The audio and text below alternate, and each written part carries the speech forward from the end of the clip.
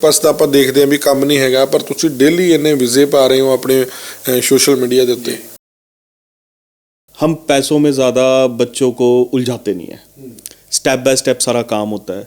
और आपका ही शो देख के मेरे ख्याल से मेरे पास इतने बच्चे इनरोल हुए हैं आज तक, जो हम शो ये करते हैं। बिजनेसमैन काम करेगा, पैसों के लिए करेगा। बिजनेसमैन ने अपना ऑफिस चलाना है।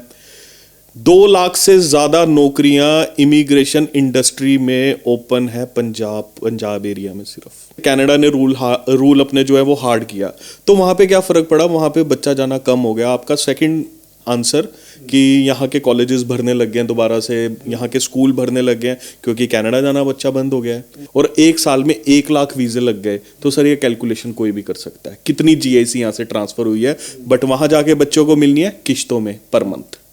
तो वो पैसा कौन यूज़ कर रहा है? वो पैसा वहाँ के इंफ्रास्ट्रक्चर पे यूज़ हो रहा है।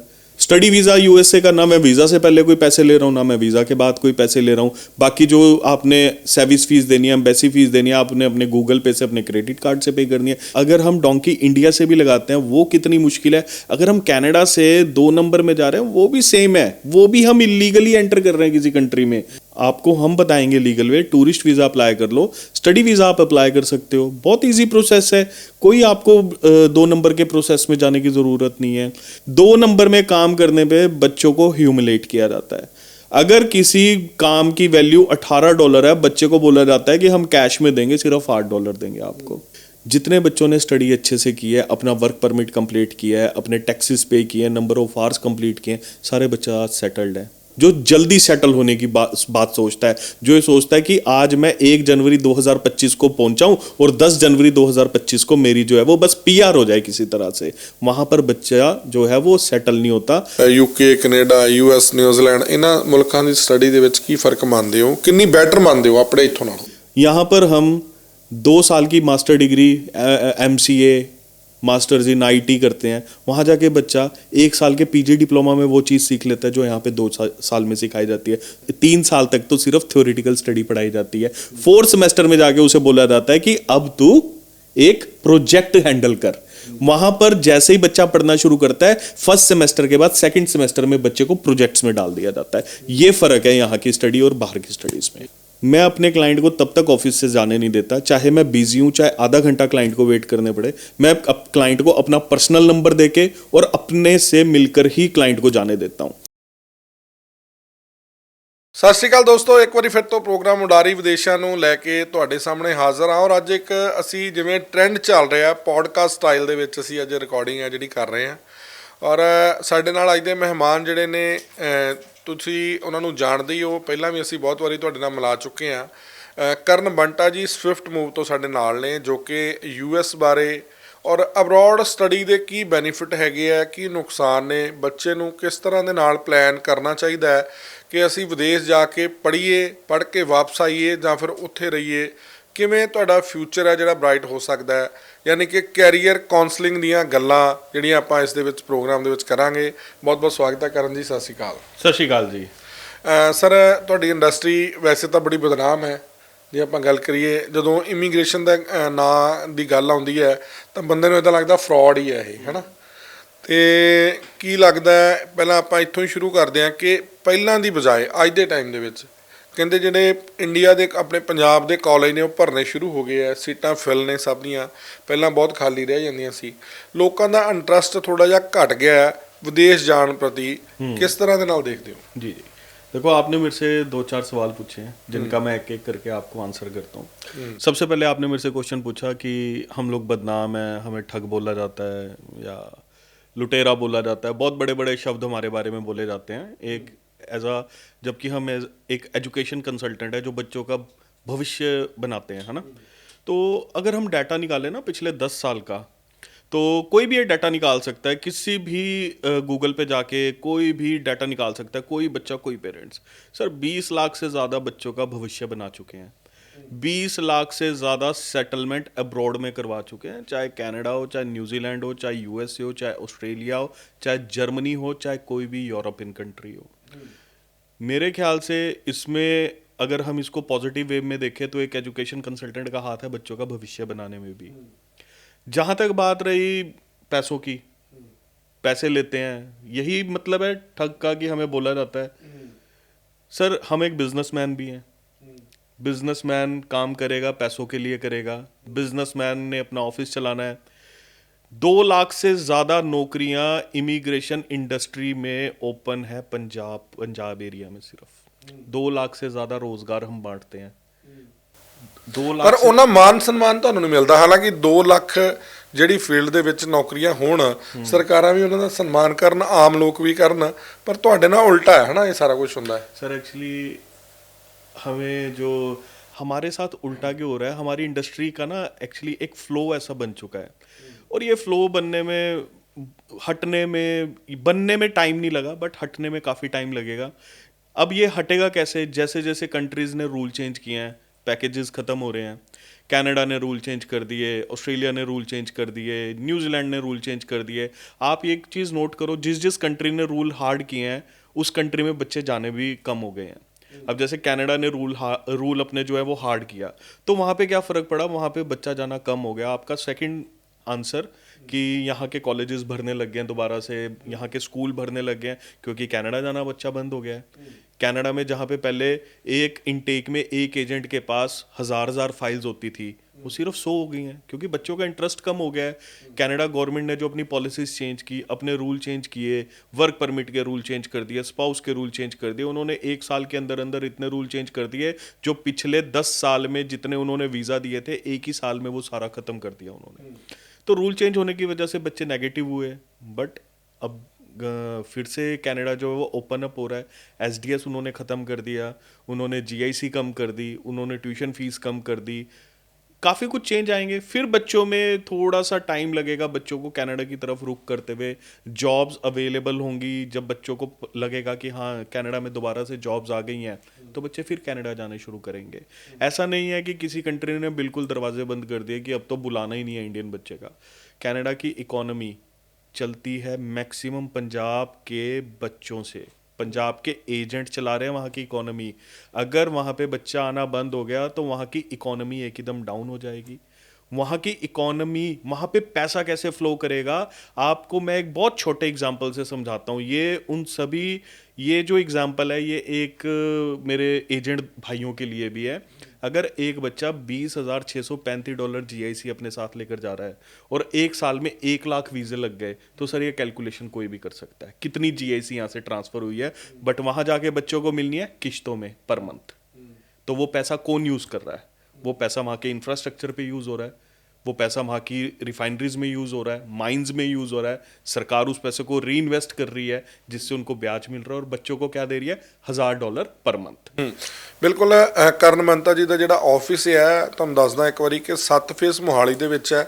ਤਕਰੀਬਨ 15-20 ਸਾਲ ਹੋ ਗਏ ਸਰ ਤੁਹਾਨੂੰ ਇਸ ਫੀਲਡ ਦੇ ਵਿੱਚ। 18 ਸਾਲ ਤੋਂ ਪਿਛਲੇ ਇਸ ਫੀਲਡ ਦੇ ਨਾਲ ਜੁੜੇ ਹੋਏ ਆ, ਔਰ ਹਜ਼ਾਰਾਂ ਹੀ ਸਟੂਡੈਂਟ ਨੂੰ ਵੀਜ਼ਾ ਲੈ ਕੇ ਦੇ ਚੁੱਕੇ ਆ। ਅੱਜ ਦੇ ਟਾਈਮ ਦੇ ਵਿੱਚ ਜਿੱਥੇ ਬਹੁਤ ਮੰਦਾ ਹੈ ਇਸ ਇੰਡਸਟਰੀ ਦਾ, ਬਹੁਤ ਲੋਕ ਆਫਿਸ ਬੰਦ ਕਰ ਰਹੇ ਆ, ਉੱਥੇ ਹਮੇਸ਼ਾ ਹੀ ਤੁਸੀਂ ਸਵਿਫਟ ਮੂਵ ਦੇ ਜੇ ਪੇਜ ਤੇ ਜਾ ਕੇ ਦੇਖੋਗੇ, ਜਾਂ ਭਾਜੀ ਨਾਲ ਵੀ ਸਾਡੀ ਗੱਲ ਹੁੰਦੀ ਹੈ ਕਿ ਬਹੁਤ ਸਾਰੇ ਵੀਜ਼ੇ ਇਹਨਾਂ ਨੂੰ ਰਿਸੀਵ ਹੋ ਰਹੇ ਆ। ਇਹ ਕੀ ਕਾਰਨ ਹੈ ਭਾਜੀ ਕਿ ਜਿੱਥੇ ਇੱਕ ਪਾਸੇ ਤਾਂ ਆਪਾਂ ਦੇਖਦੇ ਹਾਂ ਵੀ ਕੰਮ ਨਹੀਂ ਹੈਗਾ, ਪਰ ਤੁਸੀਂ ਡੇਲੀ ਇੰਨੇ ਵੀਜ਼ੇ ਪਾ ਰਹੇ ਹੋ ਆਪਣੇ सोशल मीडिया ਦੇ ਉੱਤੇ? डेली वीज़े पाने का मेरे ख्याल से एक ही कारण हो सकता है कि एक तो काम हम अच्छा करते हैं जो हमें लगता है, दूसरा हम पैसों में ज़्यादा बच्चों को उलझाते नहीं हैं। स्टेप बाय स्टेप सारा काम होता है। और आपका ही शो देख के मेरे ख्याल से मेरे पास इतने बच्चे इनरोल हुए हैं आज तक, जो हम शो ये करते हैं। हम उन बच्चों के इंटरव्यू भी हमने करने शुरू कर दिए हैं जिनके वीज़े आए हैं। वो बच्चे इंटरव्यू में सबको बता देंगे कि उनसे ना तो वीज़ा से पहले कोई पैसे लिए गए, ना ही हमने वीज़ा के बाद कोई पैसे लिए। अभी मैंने हमेशा मैं अनाउंस करता हूँ और ये अनाउंस करता रहूँगा, अभी मैं टूरिस्ट वीज़ा यूएसए का सिर्फ 5,900 रुपये में कर रहा हूँ। कोई इसमें ठगी नहीं है जी। मेरे ऑफिस आके कोई भी 5,900 जमा कराए, अपना यूएसए का टूरिस्ट वीज़ा ले ले। स्टडी वीज़ा यूएसए का, ना मैं वीज़ा से पहले कोई पैसे ले रहा हूँ, ना मैं वीज़ा के बाद कोई पैसे ले रहा हूँ। बाकी जो आपने सर्विस फीस देनी है, एम्बेसी फीस देनी है, आपने अपने गूगल पे से, अपने क्रेडिट कार्ड से पे करनी है। मेरा उसमें कोई रोल ही नहीं है जी पैसे लेने के अंदर। तो यही मेरे को जो कारण लगता है कि लोग मेरे ऊपर विश्वास कर लेते हैं, लोग मेरे पास इनरोल होने आ जाते हैं। लोग इसलिए मेरे ऊपर विश्वास करते हैं क्योंकि मैं रेगुलर आपके चैनल के माध्यम से लोगों से जुड़ जाता हूँ। रेगुलर जुड़ रहा हूं, जहां पर लोग मेरे ऑफिस में आके बोलते हैं कि सर यस आप टीवी पे जरूर बैठते हैं, एक बार आपसे मिलना है।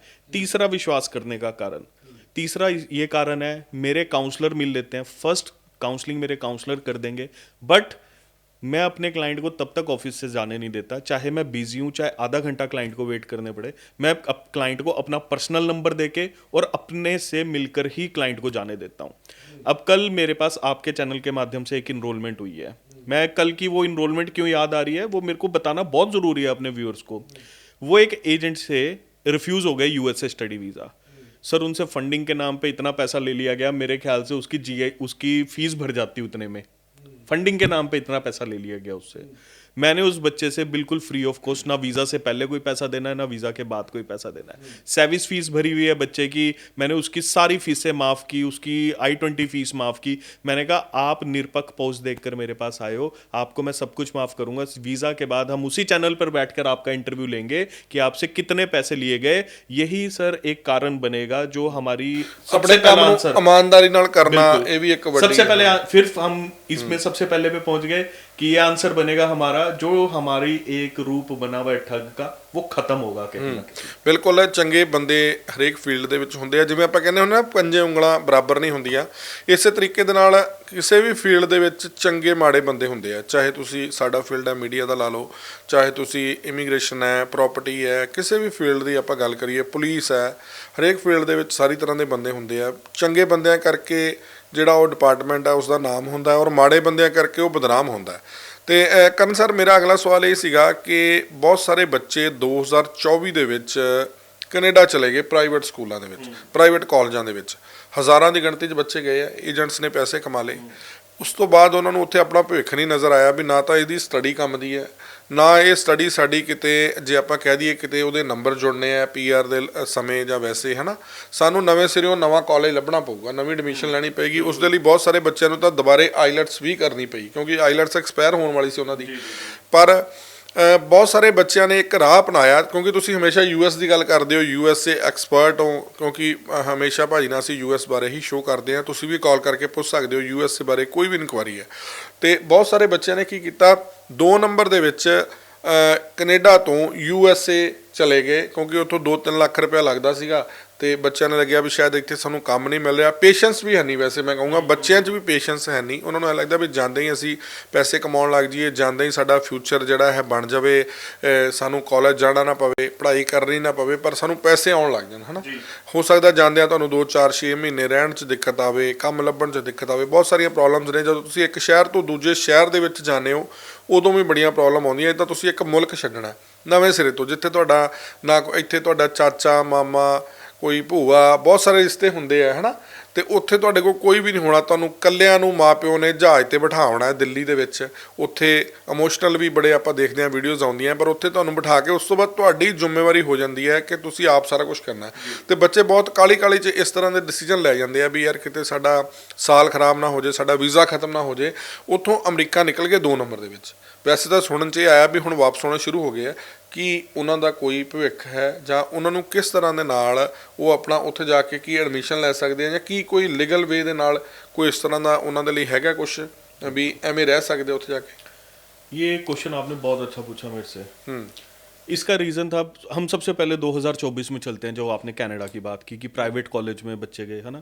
चलो हम तो मेरे ख्याल से आपके शो में बैठ के हमेशा से हम प्राइवेट कॉलेज का बायकॉट ही करते रहे हमेशा, कि प्राइवेट में मत जाओ, वर्क परमिट वाले कॉलेजेस में जाओ जहाँ पे आपको कनाडा में अच्छा भविष्य मिले, ठीक है। अब यहाँ पे हुआ क्या, यहाँ पे जिन बच्चों को पार्ट टाइम जॉब नहीं मिल रही थी, बच्चों को पता लगा प्राइवेट कॉलेज है, फिर वहाँ पे बच्चों को वर्क परमिट नहीं मिल रहा था, शिफ्ट होना पड़ना था बच्चों को। मतलब बच्चों का पहले तो 1 साल की जो फीस 10 से 12 लाख थी वो खराब हो गई। अब बच्चों ने क्या डिसीजन लिया, एक दूसरे की देख करके बच्चों ने डिसीजन लिया, चलो कनाडा से डोंकी के थ्रू यूएस चले जाना। यूएसए ये सबसे बड़ा गलत डिसीजन ले लिया बच्चों ने, क्योंकि जब उन्हें पता था अगर हम डोंकी इंडिया से भी लगाते हैं वो कितनी मुश्किल है, अगर हम कनाडा से 2 नंबर में जा रहे हैं वो भी सेम है, वो भी हम इलीगली एंटर कर रहे हैं किसी कंट्री में, हम लीगल वे में एंटर नहीं कर रहे किसी कंट्री में। तो अब आपने देखा होगा रेड्स हो रही हैं यूएसए में, जितने भी डोंकी लगा के आए थे 2 नंबर के हैं उनको वापस भेजा जा रहा है। यहाँ पर क्या है, बच्चे का मोरल डाउन हो जाता है, बच्चे के माँ बाप ने कर्जा लिया है वो कहाँ से पे करेंगे, ज़मीन गहने की है उसका क्या होगा, या पर्सनल लोन लिया है उसका क्या होगा बच्चों को भेजने के लिए। तो ये एक एडवाइस उन बच्चों के लिए है कि अगर आपने कनाडा से यूएसए में शिफ्ट भी होना है, एक आप लीगल वे ले लो, आपको हम बताएंगे legal way. Tourist visa apply कर लो, स्टडी वीज़ा आप अप्लाई कर सकते हो, बहुत इजी प्रोसेस है। कोई आपको 2 नंबर के प्रोसेस में जाने की ज़रूरत नहीं है। फिर हम बात करते हैं कि काम मिलना था बच्चों को या वो काम के लिए चले गए। देखिए, काम मिलना आज कनाडा में भी मुश्किल नहीं है, यूएसए में भी मुश्किल नहीं है, पर लीगल काम मिलना कितना आसान है ये बताइए मेरे को। काम तो उनको 2 नंबर में करना पड़ेगा। 2 नंबर में काम करने पे बच्चों को ह्यूमिलेट किया जाता है।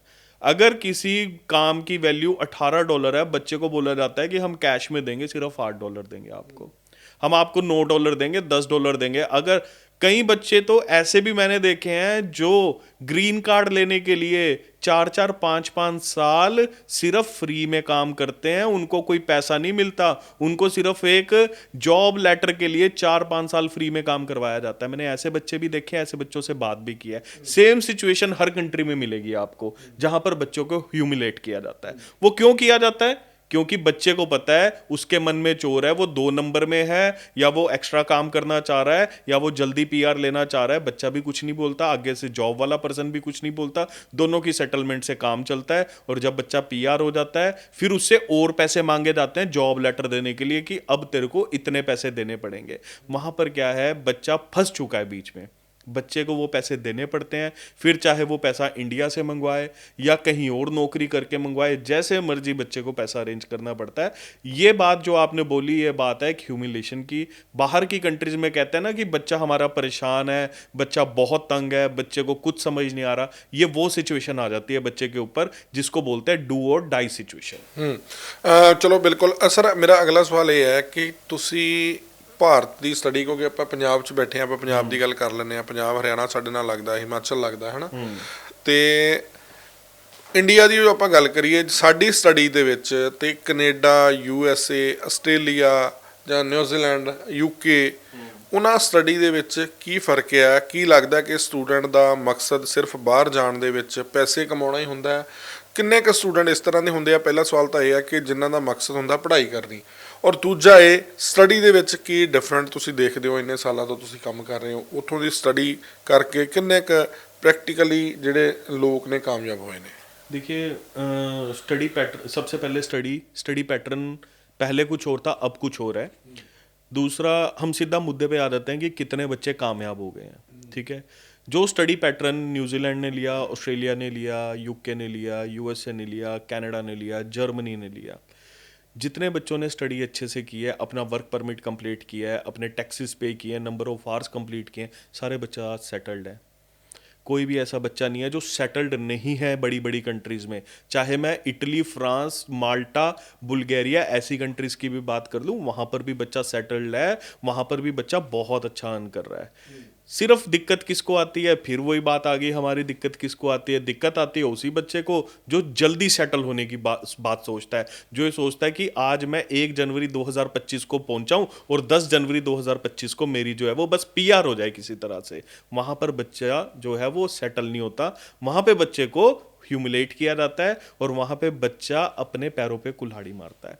बच्चा सेटल कब होगा? अच्छे से पढ़ाई करेगा। जो आपने बात की 2 साल का डिप्लोमा है, 2 साल का डिप्लोमा करो, 1 साल का ही सर्टिफिकेट है, 1 साल का सर्टिफिकेट करो, उसके बाद वर्क परमिट लो। एक जो गवर्नमेंट ने, वहाँ की गवर्नमेंट ने टैक्स का आपको स्लैब दिया है कि आपको इतना टैक्स कलेक्ट करना है, इतने टैक्स कलेक्ट करने के बाद अब अपना जो है वो पीआर के लिए एलिजिबल हो, आपको इतनी पीआर इतने टाइम में आपने पीआर के पॉइंट इकट्ठे करने हैं, वो पॉइंट इकट्ठे करो और पीआर लो। मेरे ख्याल से इससे आसान रास्ता कोई नहीं है, स्टडी वीजा से आसान रास्ता पीआर का और कोई नहीं है। हम कहाँ घबराते हैं? हम घबराते हैं जब पॉइंट सिस्टम की बात आ जाती है ना, ओहो मैं कैसे इकट्ठा करूंगा? क्यों नहीं कर सकते भाई? हम पंजाबी हैं, यहाँ से गए हो, यहाँ पे अगर किसी के पास 2 किले भी हैं, वो 2 किले में पूरा घर चलाता है, आप वहां पर जाकर क्यों नहीं पॉइंट इकट्ठे कर सकते? सर, मोरल डाउन हो जाता है बच्चे का, इसको बोलते हैं मोटिवेशन लेवल कम हो जाना बच्चे का, कॉन्फिडेंस लेवल नहीं बचता। क्यों नहीं बचता? माँ बाप नहीं है साथ में, भाई बहन नहीं है साथ में, रिश्तेदार नहीं है साथ में। बट कॉन्फिडेंस लेवल हमें अपना हाई रखना है, हमें अपने घर वालों से बात करते रहना है, उनको जो भी हम वहाँ कर रहे हैं एक एक बात असली बतानी है। ये नहीं बताना कि तुम कैश पे जॉब कर रहे हो, वो ना बताओ, तुम कैश पे जॉब कर रहे हो, वो भी अपने घर वालों की नॉलेज में होना चाहिए, क्योंकि कल को कोई दिक्कत आती है तुम्हारे घर वाले ही सपोर्ट करेंगे और कोई सपोर्ट नहीं करेगा।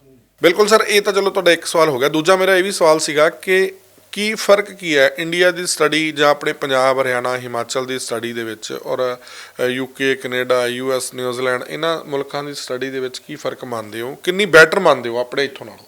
देखिए सर, हम एक बच्चा कंप्यूटर इंजीनियरिंग 4 साल में करता है इंडिया में।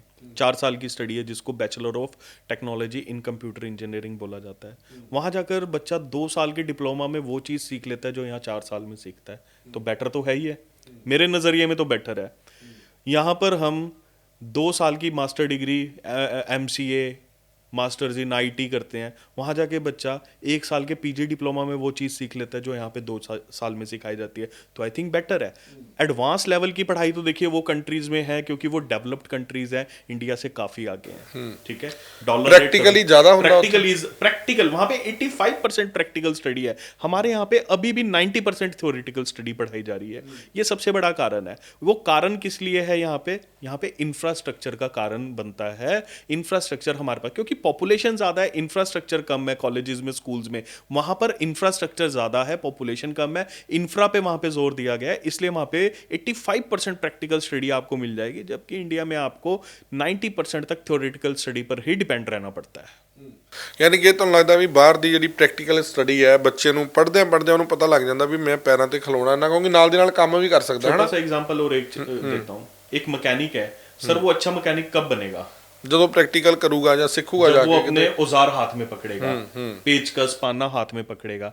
यहाँ पर बच्चे को 3 साल तक तो सिर्फ थ्योरेटिकल स्टडी पढ़ाई जाती है। 4th सेमेस्टर में जाके उसे बोला जाता है कि अब तू एक प्रोजेक्ट हैंडल कर। वहां पर जैसे ही बच्चा पढ़ना शुरू करता है, 1st सेमेस्टर के बाद 2nd सेमेस्टर में बच्चे को प्रोजेक्ट्स में डाल दिया जाता है। ये फर्क है यहाँ की स्टडी और बाहर की स्टडीज में। ਤੇ ਸਟੱਡੀ ਤੋਂ ਬਾਅਦ ਦੀਆਂ ਭਾਜੀ ਆਪਸ਼ਨ ਦੀ ਜੇ ਆਪਾਂ ਗੱਲ ਕਰਦੇ ਹਾਂ, ਕੁਝ ਡੋਮੈਸਟਿਕ ਸਟੂਡੈਂਟ ਪੜ੍ਹਦੇ ਹੋਣਗੇ, ਜਿਵੇਂ ਆਪਾਂ US ਦੀ ਗੱਲ ਕਰਦੇ ਹਾਂ, ਕੈਨੇਡਾ ਦੀ ਗੱਲ ਕਰਦੇ ਹਾਂ, ਕੁਝ ਇੰਟਰਨੈਸ਼ਨਲ ਸਟੂਡੈਂਟਸ ਹੈਗੇ ਆ, ਹੈ ਨਾ। ਜਦੋਂ ਓਪਰਚੁਨਿਟੀ ਦੀ ਗੱਲ ਕਰੀਏ, ਹੈ ਨਾ, ਜੌਬ ਦੀ ਗੱਲ ਕਰੀਏ ਪੜ੍ਹਾਈ ਤੋਂ ਬਾਅਦ, ਕਿ ਉਸ ਦੇ ਵਿੱਚ ਉਹਨਾਂ ਦੇਸ਼ਾਂ ਦੇ ਵਿੱਚ ਕੋਈ ਹੁੰਦਾ ਹੈ ਵੀ ਜਿਹੜੇ ਸਾਡੇ ਵਾਲੇ ਆ ਇਹਨਾਂ ਨੂੰ, ਜਿਵੇਂ ਆਪਾਂ ਇੱਥੇ ਕਹਿ ਦਿੰਦੇ ਆ ਵੀ ਕੋਟਾ ਹੈ, ਵੀ ਇਹਨਾਂ ਦਾ ਕੋਟਾ ਹੈ, ਇਹ ਬਾਹਰ ਵਾਲਿਆਂ ਦਾ ਕੋਟਾ ਹੈ, जॉब्स के लिए सेम ऑप्शंस हैं दोनों के लिए? दोनों के लिए सेम ऑप्शन है, पढ़ने वाले के लिए हर जगह ऑप्शन है। वहाँ पर भी रिक्रूटमेंट बेंचेस होते हैं, आफ्टर स्टडी रिक्रूटमेंट के लिए कंपनीज आती हैं, आपको सिलेक्ट करती हैं और आपको जॉब ऑफर करती हैं, ठीक है। चाहे वो कोई भी कंट्री है, चाहे USA है, कनाडा है, ऑस्ट्रेलिया, न्यूजीलैंड या जर्मनी है, आपके लिए जॉब ऑफर हमेशा रहेगी। बट रहेगी उसके लिए जो पढ़ने वाला बच्चा है, इंटरव्यू तो देना पड़ेगा जॉब ऑफर के लिए, इंटरव्यू क्रैक करना पड़ेगा, आपको जॉब ऑफर मिलेगी। अगर हम इंटरव्यू नहीं क्रैक करते तो आज जो है सत्य नडेला या सुंदर पिचाई इतनी बड़ी पोस्ट पे नहीं बैठे होते जहां पर उन्हें बैठना चाहिए। ਹੁਣ ਦੇਖੋ ਤੁਸੀਂ ਕੈਨੇਡਾ ਦੀ ਆਪਾਂ ਗੱਲ ਕਰਦੇ ਆ, ਰੂਬੀ ਢੱਲਾ ਜੀ ਸ਼ਾਇਦ ਸਾਡੇ ਪੰਜਾਬੀ ਹੈਗੇ ਆ, ਉਹ ਤੇ ਉਹ ਪ੍ਰੈਜ਼ੀਡੈਂਟ ਕਹਿੰਦੇ ਬਣਨਾ ਉੱਥੋਂ ਦੇ ਆਉਣ ਵਾਲੇ ਸਮੇਂ 'ਚ ਬਣ ਸਕਦੇ ਆ, ਹਜੇ ਪਤਾ ਨਹੀਂ, ਪਰ ਉਹਨਾਂ ਦੀ ਅਨਾਉਂਸਮੈਂਟਸ ਵੀ ਹੋ ਰਹੀਆਂ ਕਿ ਤਕਰੀਬਨ 1.5 ਮਿਲੀਅਨ ਜਿਹੜੇ ਨੇ ਇਨਲੀਗਲ ਲੋਕ ਇੱਥੇ ਰਹਿ ਰਹੇ ਨੇ, ਗੈਰ ਕਾਨੂੰਨੀ ਤਰੀਕੇ ਦੇ ਨਾਲ ਰਹਿ ਰਹੇ ਨੇ ਕੈਨੇਡਾ ਦੇ ਵਿੱਚ। ਤੇ ਜਦੋਂ ਕਿਤੇ ਮੈਂ ਜੇ ਪ੍ਰੈਜ਼ੀਡੈਂਟ ਬਣਦੀ ਆ ਤਾਂ ਸਭ ਤੋਂ ਪਹਿਲਾਂ ਇਹਨਾਂ ਨੂੰ ਵਾਪਸ ਭੇਜਿਆ ਜਾਊ ਇਹਨਾਂ ਦੇ ਆਪਦੇ ਮੁਲਕ। ਕੁਝ ਇੰਡੀਆ ਦੀ ਗੱਲ ਨਹੀਂ ਕੀਤੀ ਜਾਂ ਪੰਜਾਬ ਦੀ ਗੱਲ ਨਹੀਂ ਕੀਤੀ, ਇੰਟਰਨੈਸ਼ਨਲ ਦੀ ਗੱਲ ਕੀਤੀ, ਵੱਖ-ਵੱਖ ਕੰਟਰੀਆਂ ਤੋਂ, ਯਾਨੀ ਕਿ ਤਕਰੀਬਨ 500 ਮਿਲੀਅਨ ਲੋਕ ਜਿਹੜੇ ਨੇ ਗੈਰ ਕਾਨੂੰਨੀ ਤਰੀਕੇ ਨਾਲ ਕੈਨੇਡਾ ਦੇ ਵਿੱਚ ਰਹਿ ਰਹੇ ਨੇ, ਜਿਨ੍ਹਾਂ ਕਰਕੇ ਜਿਹੜੇ ਉੱਥੋਂ ਦੇ ਲੋਕਲ ਲੋਕ ਨੇ ਉਹਨਾਂ ਨੂੰ ਕਿਤੇ ਨਾ ਕਿਤੇ ਕੰਮ ਨਹੀਂ ਮਿਲ ਰਿਹਾ ਜਾਂ ਕੰਮ ਲੱਭਣ 'ਚ ਦਿੱਕਤਾਂ ਆ ਰਹੀਆਂ ਨੇ। ਉਹ ਪਹਿਲਾਂ ਆਪਣੇ ਨਾਗਰਿਕ ਜਿਹੜੇ ਨੇ, ਚਾਹੇ PR ਨੇ, ਪੱਕੇ ਨੇ, ਚਾਹੇ ਹੋਰ ਕਿਸੇ ਕੰਟਰੀ ਦੇ ਵੀ ਹੋਣ ਜਾਂ ਫਿਰ ਕੈਨੇਡੀਅਨ ਹੀ ਨੇ, ਉਹਨਾਂ ਨੂੰ ਪਹਿਲਾਂ ਹੁੰਦਾ ਵੀ ਇਹਨਾਂ ਨੂੰ ਸੇਫ ਕੀਤਾ ਜਾਏ, ਇਹਨਾਂ ਨੂੰ ਜੌਬ ਮਿਲਣ, ਸੌਖੀਆਂ ਰਹਿਣ ਦੇ ਵਿੱਚ ਦਿੱਕਤਾਂ ਨਾ ਆਉਣ। ਕਹਿੰਦੇ ਜਿਹੜੇ ਬੇਸਮੈਂਟਸ ਸਟੂਡੈਂਟ ਰਹਿੰਦੇ ਆ ਕੈਨੇਡਾ ਵਰਗੇ ਮੁਲਕਾਂ 'ਚ, ਉਹਨਾਂ ਦਾ ਰੈਂਟ ਬਹੁਤ ਜ਼ਿਆਦਾ ਹੋ ਗਿਆ ਸੀ ਅਤੇ ਹੁਣ ਕਿਤੇ ਨਾ ਕਿਤੇ ਘੱਟ ਹੋਣਾ ਵੀ ਸ਼ੁਰੂ ਹੋਇਆ। ਇਹ ਬੈਕ ਜਾ ਰਿਹਾ। ਮੇਰੀ ਕਿਸੇ ਨਾਲ ਗੱਲ ਹੋਈ ਸੀ, ਕਹਿੰਦੇ ਵੀ ਕੈਨੇਡਾ 'ਚ ਪਹਿਲਾਂ ਜਿਹੜੀ ਬੇਸਮੈਂਟ ਦਾ ਰੈਂਟ ਬਹੁਤ ਜ਼ਿਆਦਾ ਸੀ, ਹੁਣ ਘਟਣੇ ਸ਼ੁਰੂ ਹੋ ਗਏ ਆ। ਅਤੇ ਇਸ ਕਰਕੇ ਵੀ ਜਿਵੇਂ ਮੈਂ ਕਹਿਣ ਦਾ ਮਤਲਬ ਇਹ ਆ ਵੀ ਪੰਜਾਬੀਆਂ ਲਈ ਵੀ ਬਹੁਤ ਆਪਸ਼ਨ ਹੈਗੀਆਂ। ਜਿਵੇਂ ਉਹ ਪ੍ਰੈਜ਼ੀਡੈਂਟ ਬਣਨ ਦੀ ਸੋਚ ਰਹੀ ਹੈ ਕੈਨੇਡਾ ਦੀ, ਪੰਜਾਬ ਤੋਂ ਜਾ ਕੇ, ਚਾਹੇ ਸ਼ਾਇਦ ਉਸ ਦਾ ਉਹਨਾਂ ਦੇ ਪੇਰੈਂਟਸ ਗਏ ਹੋਣ, ਹੈ ਨਾ, ਪਰ ਫਿਰ ਵੀ ਉੱਥੇ ਜਾ ਕੇ ਉਹਨਾਂ ਨੂੰ ਆਪਸ਼ਨ ਮਿਲੀਆਂ, ਬਹੁਤ ਜ਼ਿਆਦਾ ਤਰੱਕੀ ਕੀਤੀ ਹੈ ਪੰਜਾਬੀਆਂ ਨੇ। ਹਰੇਕ ਮੁਲਕ ਦੇ ਵਿੱਚ ਬਹੁਤ ਵੱਡੇ ਵੱਡੇ ਬਿਜ਼ਨਸ ਹੈਗੇ ਆ। ਅਤੇ ਭਾਅ ਜੀ ਜੇ ਆਪਾਂ US ਦੀ ਗੱਲ ਕਰਦੇ ਹਾਂ, ਹੈ ਨਾ, US ਦਾ ਜਿਹੜਾ ਵੀਜ਼ਾ ਹੈ ਇੰਟਰਵਿਊ ਬੇਸਡ ਵੀਜ਼ਾ ਹੈ ਨਾ, ਇੰਟਰਵਿਊ ਹੁੰਦਾ ਹੈ ਐਮਬੈਸੀ ਦੇ ਵਿੱਚ, ਪਰ ਉਸ ਦੇ ਬਾਵਜੂਦ ਵੀ ਆਪਾਂ ਬਹੁਤ ਸਾਰੇ ਕੰਸਲਟੈਂਟ ਦੇਖਦੇ ਹਾਂ ਵੀ ਗਰੰਟੀ ਦੇ ਨਾਲ ਵੀਜ਼ਾ ਜਾਂ ਇੰਨੇ ਪੈਸੇ ਦੇ ਦਿਓ ਤੁਹਾਨੂੰ ਵੀਜ਼ਾ ਲੈ ਕੇ ਦੇਵਾਂਗੇ, ਹੈ ਨਾ। US ਦਾ ਵੀਜ਼ਾ ਲੈਣ ਦੇ ਵਿੱਚ ਐਕਚੁਅਲ ਗਰੰਟੀ ਤਾਂ ਮੈਨੂੰ ਲੱਗਦਾ ਕੋਈ ਦੇ ਨਹੀਂ ਸਕਦਾ ਹੈ ਨਾ, ਪਰ ਕਿਸ ਤਰ੍ਹਾਂ ਦੇ ਨਾਲ ਇੰਟਰਵਿਊ ਦੀ ਤਿਆਰੀ ਹੈ ਸਟੂਡੈਂਟ ਨੂੰ ਕਰ ਲੈਣੀ ਚਾਹੀਦੀ ਹੈ? मैं भी वीडियोस देख रहा था जहाँ पे यूएस से गारंटीड वीज़ा है ना बोला गया। तो चलो हम तो कुछ नहीं कर सकते, हर एक का प्रमोट करने का अपना अपना तरीका है, बट यूएस से कभी भी, यूएस से क्या किसी भी कंट्री का गारंटीड वीज़ा नहीं हो सकता, क्योंकि वीज़ा तो वीज़ा ऑफिसर ने देना है, जो वहाँ पर बैठा, आपके पासपोर्ट जिसके पास है, आपकी प्रोफाइल जिसके पास है। इंटरव्यू यूएसए में अगर इंटरव्यू तैयारी करनी है, आपको 2-3 बातों का ध्यान रखना है। वो टिप्स मैं आपको फिर दे देता हूँ। सबसे पहली टिप है कि आपने अपनी जो यूनिवर्सिटी है वो एक सरकारी यूनिवर्सिटी, अच्छी यूनिवर्सिटी चूज़ करनी है, पहली टिप। दूसरी टिप, सभी स्टूडेंट्स ने वहाँ जाना है जहाँ पर लिविंग कॉस्ट कम हो। आपने ज़्यादा लिविंग कॉस्ट में नहीं जाना। इसका एक ही लाइन में मैं आपको रीज़न जब 5 टिप दूंगा उसके बाद समझाऊंगा। तीसरी टिप, आपने वहाँ जाना है जहाँ पे आपकी ट्यूशन फीस कम हो। अच्छा, सरकारी यूनिवर्सिटी, अच्छी यूनिवर्सिटी, ट्यूशन फीस कम, ये कॉम्बिनेशन चाहिए हमें। और सरकारी यूनिवर्सिटी, अच्छी यूनिवर्सिटी, लिविंग एक्सपेंसेस कम, साथ में ट्यूशन फीस कम। ठीक है। पांचवा, आपने उस कंसल्टेंट के पास फाइल लगानी है जो आपको 30 दिन की इंटरव्यू प्रिपरेशन अपने ऑफिस में बुलाकर करवाए। ठीक है। उस एजेंट के पास आपने अपनी फाइल लगानी है। फिर उस एजेंट के पास जाओ जो सिर्फ और सिर्फ आपके इंटरव्यू पे तैयारी ना करवाए, आपकी पर्सनालिटी डेवलपमेंट के ऊपर, आपके कॉन्फिडेंस लेवल को भी बूस्ट अप करे, वहां पर जाना है। अब मैं ये क्यों बोल रहा हूं, एक बच्चा है जिसके फादर की सालाना इनकम है 10 लाख, ठीक है जी, मैं उसको यूनिवर्सिटी दे रहा हूं और ये बोल के दे रहा हूं कि तू $25,000 की यूनिवर्सिटी ले ले साल की, और $20,000 तेरे लिविंग एक्सपेंसेस हैं, $45,000 हो गया। अगर आज मैं $45,000 की वैल्यू करूं, सर 80 रुपए भी मैं लगाऊं, ठीक है, तो क्या वो बच्चा अफोर्ड कर लेगा 32 लाख रुपया साल का? नहीं अफोर्ड कर सकता। एम्बेसी ऑफिसर के पास भी इतना दिमाग है कि वो 1 ही मिनट में कैलकुलेशन करके रिफ्यूज कर देगा बच्चे को। अगर किसी की, हम क्या करते हैं, हम यूएसए में ਜੇ ਕਿਸੇ ਫੈਮਿਲੀ ਦੀ 10 ਲੱਖ ਇਨਕਮ ਹੈ उसको ਤੇ अपने ਉਹਨੂੰ हिसाब से ਕਿੰਨੇ ਵਾਲਾ ਕਾਲਜ ਯੂਨੀਵਰਸਿਟੀ ਚੁਣਨੀ बस ਚਾਹੀਦੀ? वही मैं आ रहा था। हम क्या करते हैं, हम यूएसए की काउंसलिंग के दौरान पूछते ही नहीं है कि फैमिली इनकम कितनी है। बहुत मैटर करती है वाली चीज। किसी के फैमिली की इनकम 10 लाख है, आप जाओ ना उस यूनिवर्सिटी में जहां की फीस ही सिर्फ $12,000 है और आपको $4,000 की तो और स्कॉलरशिप मिलनी है। आप जाओ उस जगह पे जहां पे लिविंग एक्सपेंसेस $8,000 है, जाओ यूनिवर्सिटी ऑफ साउथ डकोटा में, क्यों नहीं जाते आप वहां पे पढ़ने के लिए? वहां पे अभी भी हम यूएसए में भी जाने को ये सोचते हैं कि हमें हमारा रिश्तेदार मिल जाए कैलिफोर्निया में। ये बहुत एक सेटबैक लगेगा सभी बच्चों को अगर हम ये चीज करते हैं। मैं फिर आपको बोल रहा हूं, लिविंग एक्सपेंसेस कम में जाओ, फीस कम में जाओ, अच्छी यूनिवर्सिटी में जाओ, मैं देखूंगा आपको वीजा लेने से कौन रोक सकता है। मैं गारंटी नहीं दे रहा, बट मैं आपको ये बोल रहा हूं 99% आपको मेरे ये टिप पे चल लेना वीजा मिल जाएगा। ਕਰਨ ਜੀ ਸਮਾਂ ਵੀ ਘੱਟ ਹੈ, ਲਾਸਟ ਜਿਹੜਾ ਹੈਗਾ ਯੂਐਸ ਦਾ ਵੀਜ਼ੇ ਦੇ ਲਈ ਇਨਟੇਕ ਕਿਹੜਾ ਹੈਗਾ ਇਸ ਟਾਈਮ ਅਵੇਲੇਬਲ, ਔਰ ਮਿਨੀਮਮ ਆਪਾਂ ਰਿਕੁਆਇਰमेंट ਕੀ ਮੰਗਦੇ ਆ? ਆਈਲੈਟਸ ਕਿੰਨੇ ਬੈਂਡ ਹੋਣ ਜਾਂ ਵਿਦਾਊਟ ਆਈਲੈਟਸ भी किया जा सकता जी बिल्कुल। अभी सर मई इनटेक चल रहा है, अगस्त इनटेक चल रहा है, अक्टूबर इनटेक चल रहा है, और आइल्स के बैंड आपको चाहिए 5.5 बैंड। विदाउट आइल्स करना चाहते हैं आप, विदाउट आइल्स भी कर सकते हैं, कोई इशू नहीं है। बस एक चीज बता दूं, विदाउट आइल्स में प्राइवेट यूनिवर्सिटीज मिलेंगी, विद आइल्स में आप सरकारी यूनिवर्सिटीज में जा सकते हो। ਬਹੁਤ ਬਹੁਤ ਧੰਨਵਾਦ ਹੈ ਕਰਨ ਸਰ ਦਾ ਜਿਨ੍ਹਾਂ ਨੇ ਕੀਮਤੀ ਸਮਾਂ ਕੱਢਿਆ ਸਟੂਡੈਂਟ ਨੂੰ। ਵਿਦੇਸ਼ 'ਚ ਅੱਜ ਅਸੀਂ ਕਮਰਸ਼ੀਅਲ ਗੱਲ ਘੱਟ ਕੀਤੀ ਹੈ, ਪਰ ਫਿਰ ਵੀ ਤੁਸੀਂ USA ਸਟੱਡੀ ਲਈ ਜਾਣਾ ਚਾਹੁੰਦੇ ਹੋ ਤਾਂ ਸਕਰੀਨ ਤੇ ਨੰਬਰ ਅਸੀਂ ਫਲੈਸ਼ ਕਰ ਰਹੇ ਹਾਂ, ਇਸ 'ਤੇ ਕਾਲ ਕਰਕੇ ਕਰਨ ਜੀ ਨੂੰ ਮਿਲਣਾ ਹੈ। ਸੈਕਟਰ 7 ਮੋਹਾਲੀ ਦੇ ਵਿੱਚ, ਫੇਸ 7 ਮੋਹਾਲੀ ਦੇ ਵਿੱਚ ਆ ਕੇ ਤੁਸੀਂ ਇਹਨਾਂ ਨੂੰ ਮਿਲ ਸਕਦੇ ਹੋ। ਐਡਰੈਸ ਵੀ ਵੈਸੇ ਮੈਂਸ਼ਨ ਅਸੀਂ ਕਰ ਰਹੇ ਹਾਂ, ਔਰ ਪਿਛਲੇ 18 ਸਾਲ ਦਾ ਤਜਰਬਾ ਹੈਗਾ ਇਹਨਾਂ ਕੋਲ। ਕੈਨੇਡਾ, USA, UK, ਨਿਊਜ਼ੀਲੈਂਡ, ਤੁਸੀਂ ਕਿਸੇ ਵੀ ਮੁਲਕ 'ਚ ਪੜ੍ਹਾਈ ਕਰਨਾ ਚਾਹੁੰਦੇ ਹੋ। ਬਹੁਤ ਸਾਰੇ ਬੱਚੇ ਨੇ ਜਿਨ੍ਹਾਂ ਦੇ ਜਿਨ੍ਹਾਂ ਦੇ ਪੇਪਰ ਹੋਣੇ ਆ ਮਾਰਚ ਅਪ੍ਰੈਲ ਦੇ ਵਿੱਚ, ਫਿਰ ਰਿਜ਼ਲਟ ਆਉਣੇ ਆ, ਉਹਨਾਂ ਨੂੰ ਪਹਿਲਾਂ ਹੀ ਪਲੈਨਿੰਗ ਕਰ ਲੈਣੀ ਚਾਹੀਦੀ ਹੈ ਹੁਣ ਤੋਂ ਹੀ।